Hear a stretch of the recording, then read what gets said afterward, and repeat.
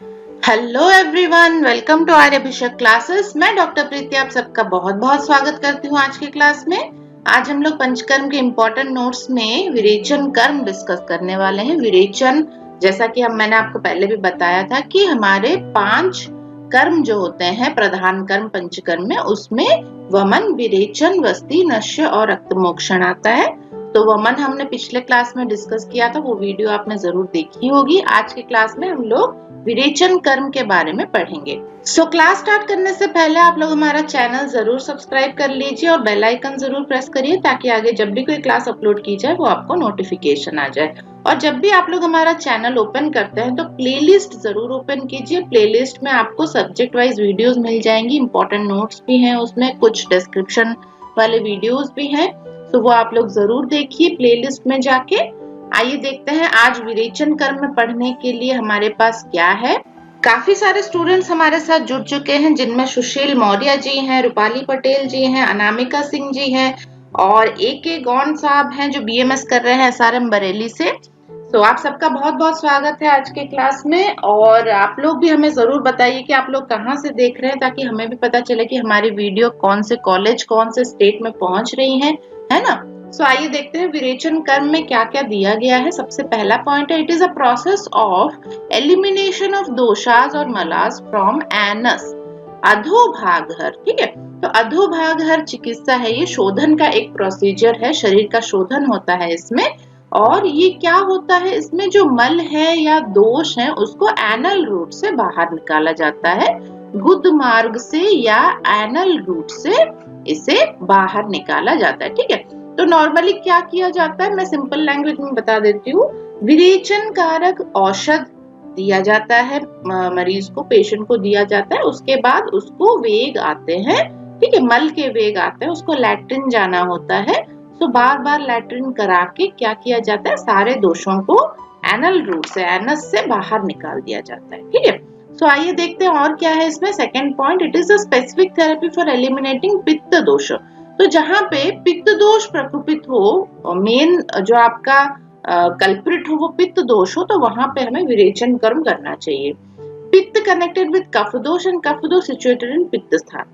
कफ दोष अगर पित्त के स्थान में हो, या फिर पित्त और कफ संश्लिष्ट हो, या फिर सिर्फ पित्त हो, तो वहां पे हमें विरेचन कर्म काफी हेल्पफुल होता है, बहुत ही फायदेमंद होता है। विरेचन कर्म हमें वहां पे प्लान करना चाहिए। नेक्स्ट देखिए, उष्णत्व, तीक्ष्णत्व, सूक्ष्मत्व, व्यवायी, विकासी आर द क्वालिटीज ऑफ विरेचन द्रव्य। विरेचन द्रव्य के क्या क्या गुण होने चाहिए, वो उष्ण होना चाहिए, तीक्ष्ण होना चाहिए, सूक्ष्म, व्यवायी और विकासी होने चाहिए। ठीक है, विरेचन द्रव्य आर पृथ्वी एंड जल महाभूत युक्तम। ये बहुत इंपॉर्टेंट है, एग्जाम में भी पूछा जाता है, कौन सा महाभूत प्रिडोमिनेंट रहता है विरेचन द्रव्य में। पृथ्वी और जल महाभूत इसमें रहता है। पृथ्वी और जल महाभूत क्या है, पृथ्वी में एक गुरुता रहती है, ग्रेविटी रहती है, जल भी नीचे की ओर फ्लो करता है, तो यही महाभूत आपको चाहिए नीचे के मार्ग से, अधोभाग से आपके दोषों को या मल को बाहर निकालने के लिए। ठीक है, तो जो द्रव्य हम लोग इस्तेमाल कर रहे हैं उसमें पृथ्वी और जल महाभूत प्रधान होने चाहिए। नेक्स्ट देखिए, बेस्ट विरेचन द्रव्य क्या क्या है, चरक ने क्या क्या बताया है इसमें। देखिए, त्रिवृत मूल, त्रिवृत मूल को सुख विरेचक कहा जाता है। ये आप लोग पूरा याद रखिएगा, बहुत बहुत इंपॉर्टेंट है, एग्जाम में भी बहुत पूछा जाता है कि सुख विरेचक कौन है। त्रिवृत मूल उसका आंसर होगा। तीक्ष्ण विरेचक कौन है, उसका आंसर होगा स्नोही क्षीर। पुरुष जनन कौन है, वो होगा यव। और मृदु विरेचक कौन है, वो है चतुरंगुल। चतुरंगुल आपका आरगवद होता है, आरगवद। तो ये आप लोग याद रखिएगा। द्रव्य गुण की क्लास में हमने इसके सिनोनिम्स वगैरह भी डिस्कस किए हैं, तो वो क्लासेस भी आप लोग जरूर अटेंड करिएगा, आपको बहुत हेल्प होगी उससे। सुख विरेचक, तीक्ष्ण विरेचक, मृदु विरेचक और पुरुष जनन आपके यव को कहा गया है।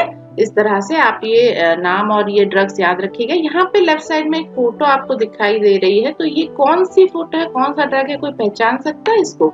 नीचे भी उसी प्लांट का चित्र दिया गया है।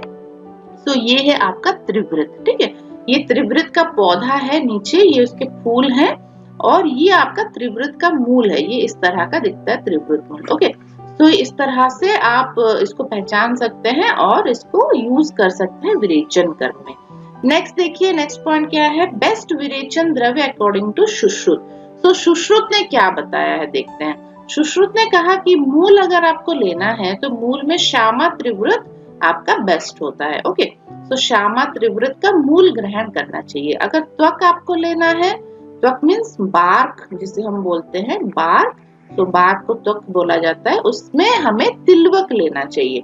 अगर हम फल लेना चाहते हैं विरेचन के लिए किसी प्लांट का, तो हरितकी उसमें सबसे बेस्ट होता है। हरितकी भी आप सबको पता है ये अनुलोमन भी करता है और विरेचक भी होता है, तो फल में हरितकी बेस्ट होता है। अगर आप तेल देके विरेचन कराना चाहते हैं तो तेल में एरंड तेल आपका सबसे बेस्ट होता है। एरंड तेल को रात में दूध में 1 चम्मच डाल के भी दिया जाता है, जिससे सुबह उसका सारा बावल अच्छे से क्लियर हो जाता है। स्वरस अगर आप लेना चाहते हैं तो कारवेलक, कारवेलक कौन है? करेला, करेला आप सभी को पता होगा। अगर इसका स्वरस आप लेते हैं तो ये भी विरेचन कराता है।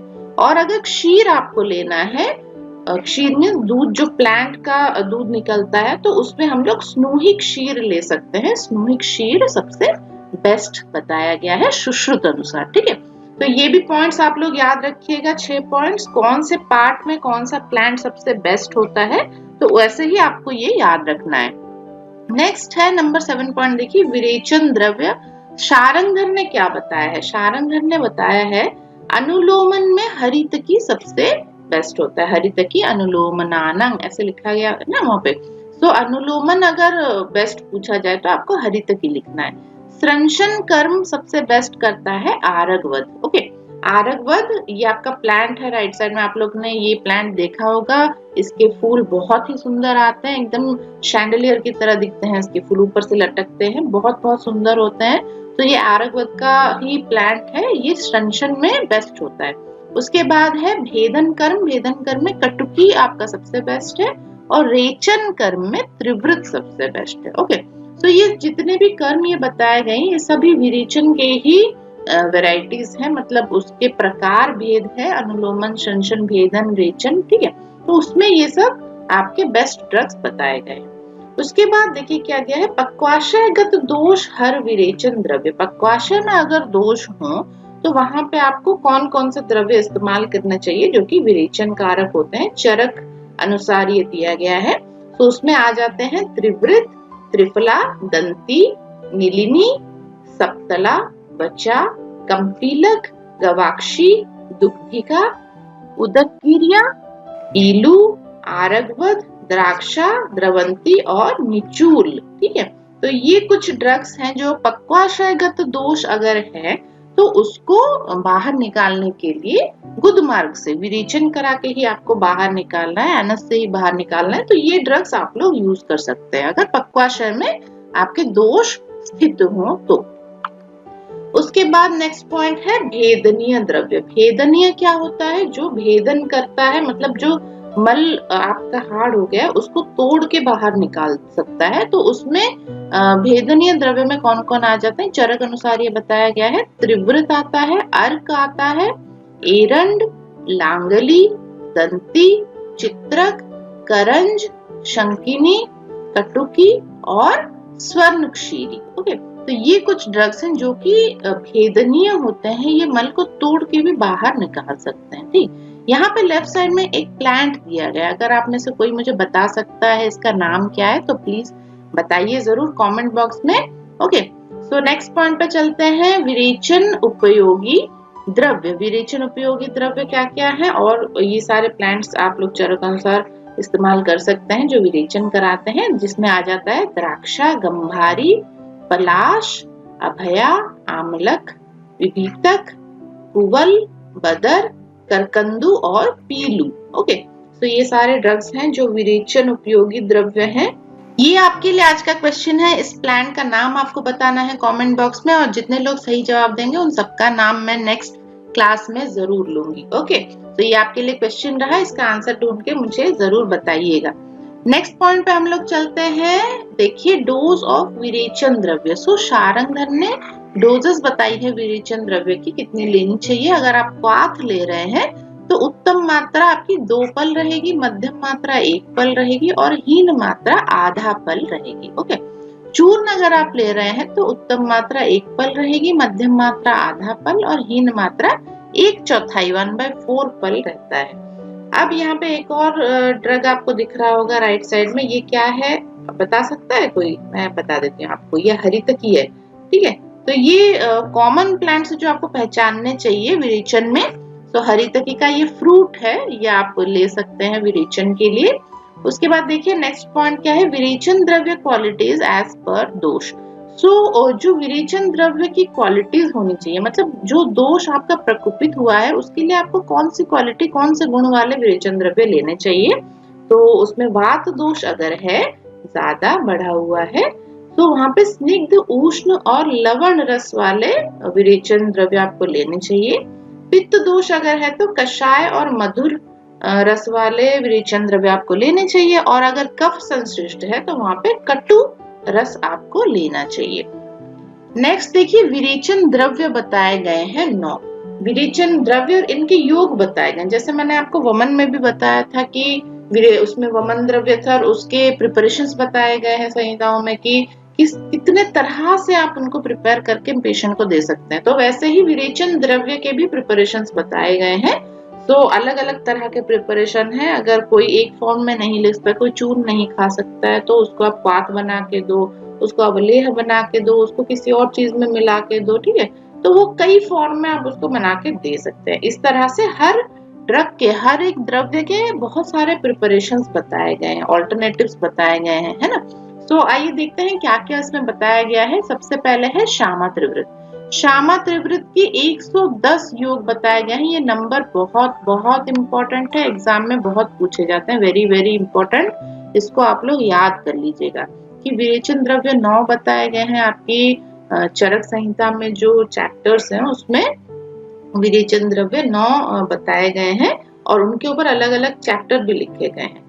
तो शामा त्रिवृत के जो योग है 110 है। चतुरंगुल है, चतुरंगुल आपका आरगवद होता है, आरगवद के 12 योग बताए गए हैं, 12। तिलवक के 16 योग बताए गए हैं।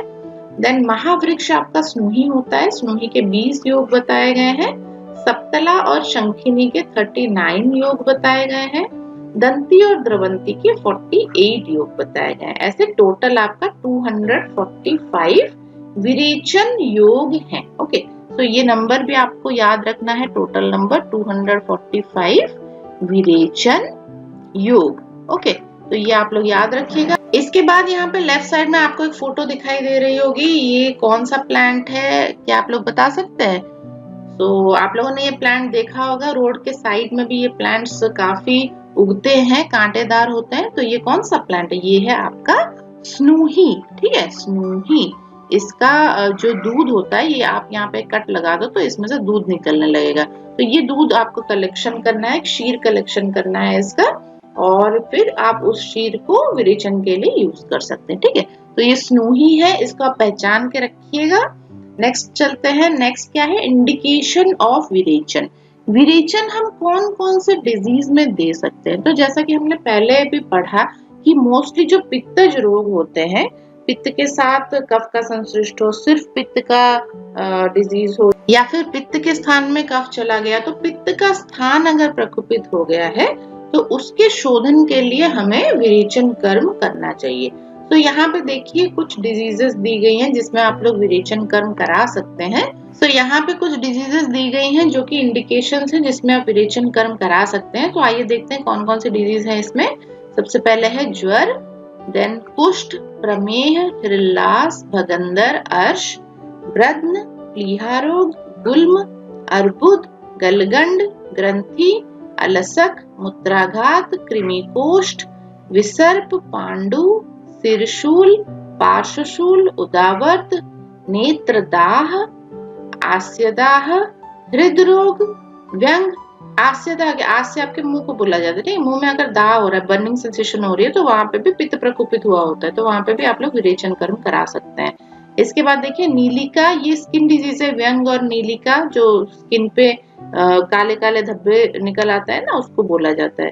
देन अरुचि है, नेत्र श्राव है, नासा श्राव है, हलीमक है, श्वास, कामला, अपची, अपस्मार, उन्माद, कास, वातरक्त, योनि दोष, रेतो दोष, तिमिर, उदर रोग, अविपाक, छर्दी, विस्फोट, शोथ, दुष्ट व्रण और ऊर्ध्वगत रक्तपित्त, ठीक है। तो इसमें आपको विरेचन कराना चाहिए। ऊर्ध्वगत रक्तपित्त मतलब ऊपर के मार्ग से अगर ब्लीडिंग हो रही है, नाक से ब्लीडिंग हो रही है, कान से, आंख से, मुंह से ब्लीडिंग हो रही है, तो वहां पे आपको विरेचन कराना चाहिए, जिससे जो रक्त और प्रवृत्ति हो रही है रक्त की, ब्लड की, वो नीचे की ओर आ जाएगी, वापस आ जाएगी, ठीक है। तो ये सारे डिजीज हैं, ये आप याद रखिएगा। इसमें से कुछ भी आपको क्वेश्चन आ सकता है एग्जाम में कि इसमें विरेचन कर्म करना चाहिए, कौन से डिजीज में विरेचन कर्म करना चाहिए। 3-4 ऑप्शन होंगे, उसमें से आपको चूज करना है कौन सा डिजीज सही आंसर होगा, ठीक है। तो इस तरह से आप इसको याद रखिएगा। नेक्स्ट देखिए, कॉन्ट्रा इंडिकेशन ऑफ विरेचन कर्म एज पर चरक। तो कॉन्ट्रा इंडिकेशन मीन्स कहाँ पे आपको विरेचन नहीं करना चाहिए। तो कहाँ पे नहीं करना चाहिए, देखिए, सुभग, क्षतगुद, क्षतगुद जहाँ पे चोट लगी हो, एनल कुछ अल्सरेशन हो, जहाँ पे चोट लगी हो, जहाँ पे क्षत उत्पन्न हो गया हो, तो वहां पे आपको नहीं करना चाहिए। अधोगत रक्तपित्त, नीचे से अगर ब्लीडिंग हो रही है, उसको और आप विरेचन दे रहे हैं तो क्या होगा, और उसको नुकसान ही होगा पेशेंट को। लंघित, जिसने लंघन किया हो। दुर्बल इंद्रिय जिसके हो, अल्पाग्नि हो, निरूढ़ हो, अजीर्ण हो जिसको, नवज्वर हो, मदात्य हो, आधमान, अभिवृत, अति स्निग्ध, अति रुक्ष, दारुण कोष्ठ, क्षतक्षीण, अति स्थूल, अति कृश, बाल, वृद्ध, दुर्बल, श्रांत, पिपासा, कर्मभार, उपवासित, ग्रहणी, क्षीण और व्यायाम, मैथुन, चिंता, प्रसक्ता, ठीक है। तो ये सारे कंडीशंस में आपको विरेचन कर्म नहीं करवाना चाहिए, ये कॉन्ट्रा इंडिकेटेड होता है, बहुत ध्यान रखना है। ऐसा नहीं कि कोई भी पेशेंट आया चलो हम आपका पंचकर्म कराते हैं, है ना, उसको पहले से ही दिक्कत है, अगर आप उसको फिर कॉन्ट्रा इंडिकेशंस नहीं देख रहे हैं और उसको आप लोग वमन करा रहे हैं, विरेचन करा रहे हैं, तो वहां पे पेशेंट को नुकसान ही होगा, उसका डिजीज और बढ़ जाएगा, ठीक है। तो ये बहुत ध्यान से आपको कॉन्ट्रा इंडिकेशन जरूर याद रखनी चाहिए कि किस केस में हम लोग कौन सा कर्म नहीं कराएंगे, ओके। उसके बाद देखिए नेक्स्ट पॉइंट क्या आया है, डिस्क्रिप्शन ऑफ विरेचन कर्म इन रिस्पेक्ट ऑफ शुद्धि। सो शुद्धि हो गई करके हम कैसे इसको पता लगाएंगे, तो यहाँ पे कुछ लक्षण दिए गए हैं और देखिए प्रवर शोधन, मध्यम शोधन और अवर शोधन है करके पता लगेगा। सबसे पहले है आंतिकी, ओके। आंतिकी आपको देखना है मतलब कौन सी चीज एंड में निकली। सो कफांत विरेचन, कफांत विरेचन आपको करना है, तीनों में ही है, कोई भी शोधन आप करो, प्रवर शोधन हो, मध्यम शोधन हो, चाहे अवर शोधन हो, उसमें कफांत ही होना चाहिए, लास्ट में कफ आना चाहिए, ठीक है। विरेचन जब आप करा रहे हो तो मल निकल जाएगा और जो दोष निकलेंगे, वात निकलेगा, है ना, और उसमें लास्ट में कफ निकलना चाहिए। तब जाके जब आप कफ का दर्शन करें तब आप उस विरेचन के प्रोसीजर को बंद कर सकते हैं। उसके बाद है लैंगिकी। लैंगिकी में क्या दिया है, वक्षमान। तो सम्यक विरेचन कर्म के जो लक्षण बताए गए हैं वो आपको यहाँ देखने को मिलेंगे कि उसको लघुता फील होगी, बॉडी हल्का हो जाएगा, उसके सारे सिम्टम्स कम हो जाएंगे, है ना। तो इस तरह के जो लक्षण बताए गए हैं सम्यक शुद्धि के, वो आपके विरेचन कर्म के बाद नजर आएंगे। तो ये लक्षण जब नजर आने लगे तब आप उसको बंद करा सकते हैं। उसके बाद दिया है वेगकी। वेगकी में देखिए प्रवर शोधन में 30 वेग तक आते हैं, मध्यम शोधन में 20 वेग और अवर शोधन में 10 वेग बताए गए हैं। तो अगर कोई पेशेंट विरेचन कर रहा है, मल निकाल रहा है बाहर, है ना, तो वहां पे आपको वेग गिनने चाहिए कि उसको कितने वेग आए, उसको काउंट करके आपको लिखना है। और 10 वेग आए तो अवर शुद्धि मानी जाएगी, 20 आए तो मध्यम मानी जाएगी और 30 आए तो प्रवर शुद्धि मानी जाएगी। उसके बाद है मानकी। मानकी में क्या होता है, जितना मल निकला उसको मेजर किया जाता है।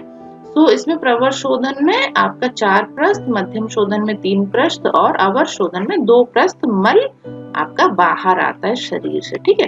तो इस तरह से आप विरेचन कर्म की शुद्धि कैसी हुई, प्रवर हुई, मध्यम हुई या अवर हुई, उसको आप लोग कैटेगराइज कर सकते हैं। नेक्स्ट पॉइंट देखिए सम्यक विरेचन लक्षण, जो मैं आपको थोड़ी देर पहले बता रही थी। तो ये लक्षण है, ये अगर आपको दिखे तब जाके आपका शुद्धिकरण सही से हुआ है करके जानना चाहिए। तो सबसे पहले देखिए श्रोत विशोधन हो जाता है, इंद्रिय प्रसादन होता है, लघुता आती है, अग्नि वृद्धि होती है और अनामयत्व, यानी आमय मतलब डिजीज, ठीक है, अनामय मतलब डिजीज फ्री हो जाना, पेशेंट जो होता है वो डिजीज फ्री हो जाता है।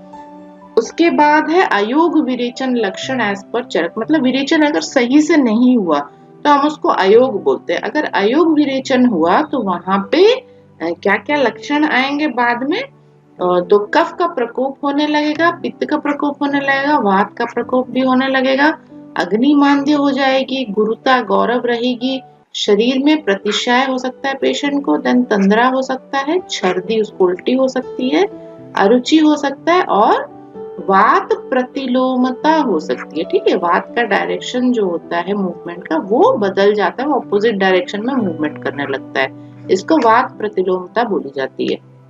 तो जब विरेचन का अयोग होता है तब ये सारे लक्षण आपको देखने को मिलेंगे। उसके बाद है अतियोग विरेचन के लक्षण।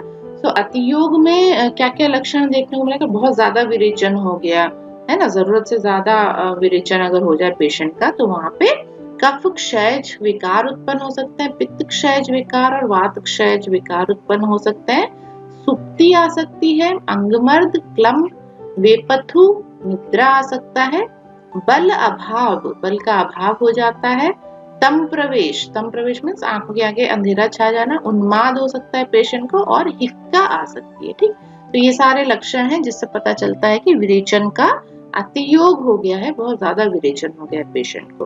तो ये अयोग अतियोग ये सब जानने का मतलब क्या है, मतलब हम लोग सही से उसको नजर रख के हर एक साइन एंड सिम्टम नोट करके पेशेंट का विरेचन कराएं, नहीं तो पेशेंट को नुकसान भी हो सकता है। नेक्स्ट देखिए क्या लिखा है, विरेचन व्यापक एंड संसर्जन क्रम as same as mention in वमन। तो वमन में जो संसर्जन क्रम बताया गया है वैसा ही संसर्जन क्रम आपको विरेचन में भी कराना है। तो विरेचन एक बार हो गया, उसके बाद आप लोग उसका देखिए कैसा हुआ है, प्रवर शुद्धि हुई है, मध्यम शुद्धि हुई है या फिर अवर शुद्धि हुई है। प्रवर शुद्धि में 7 दिन तक आपको संसर्जन क्रम कराना है, मध्यम शुद्धि में 5 दिन तक कराना है और अवर शुद्धि में 3 दिन तक संसर्जन क्रम कराना है आपको। ठीक है, जिसमें पेया, विलेपी और फिर यूष दिया जाता है, अकृत यूष, कृत यूष, अकृत मांसरस, कृत मांसरस, इस तरह से आप पेशेंट को संसर्जन क्रम करा सकते हैं। ये हमने वमन के क्लास में डिटेल में डिस्कस किया था, तो वो क्लास आप लोग जरूर देखिएगा, उसमें मैंने बताया था संसर्जन क्रम कैसे किया जाता है। तो ये पश्चात कर्म होता है। ठीक है, इतना आप लोगों को मैं यहाँ बता देती हूँ कि संसर्जन क्रम पश्चात कर्म होता है। कोई भी प्रधान कर्म आप कर रहे हैं, वमन कर रहे हैं, विरेचन कर रहे हैं या फिर वस्ती कर रहे हैं, उसके बाद आपको संसर्जन क्रम कराना होता है 7 दिन, 5 दिन या 3 दिन तक। उसके बाद आप नॉर्मल डाइट पेशेंट को दे सकते हैं। ठीक है, संसर्जन क्रम में कुछ ऐसे डाइट लघु सुपाच्य आहार दिया जाता है और धीरे धीरे उसकी अग्नि जैसे जैसे बढ़ती जाती है वैसे वैसे आप खाना उसका नॉर्मल कर सकते हैं। ठीक, तो ये आप लोग याद रखिएगा।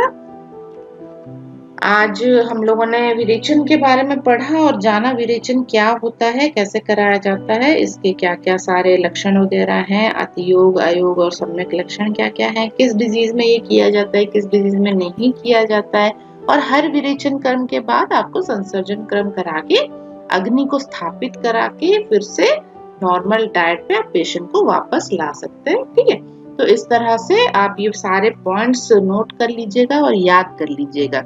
इसके नेक्स्ट क्लास में हम लोग आगे के टॉपिक्स पढ़ेंगे जो पंचकर्म में है। तब तक आप लोग हमारा चैनल जरूर सब्सक्राइब करिए और ये वीडियो अपने फ्रेंड्स के साथ भी शेयर करिए ताकि वो लोग भी इसका फायदा उठा पाए। हमारे प्लेलिस्ट में आप लोग जरूर जाइए, वहाँ पे आपको सब्जेक्ट वाइज भी वीडियोस मिल जाएंगी, तो वो आप लोग अटेंड कर सकते हैं, देख सकते हैं, फ्री ऑफ कॉस्ट है, कोई चार्ज इस पे नहीं पड़ता है, फ्री एक्सेस है चैनल का, तो आप लोग सभी घर में बैठ के आराम से पढ़ाई कर सकते हैं, है ना। तो आज के लिए इतना ही, थैंक यू सो मच। फिर मिलेंगे नेक्स्ट क्लास में। आप लोगों को मेरा नमस्कार।